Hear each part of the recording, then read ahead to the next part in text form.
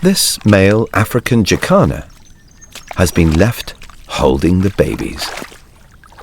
And since they hatched 2 days ago, he's taken them under his wing.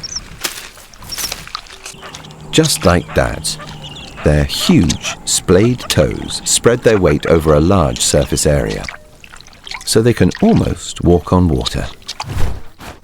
When jacanas sense a threat, they usually scoop up their young and head for cover.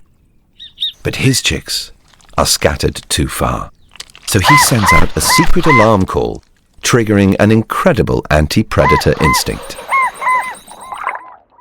The chicks freeze.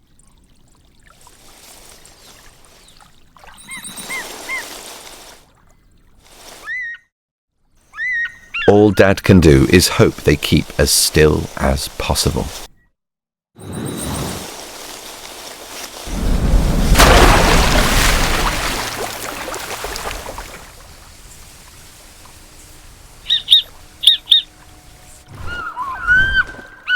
Once danger's past, he runs to pick them up.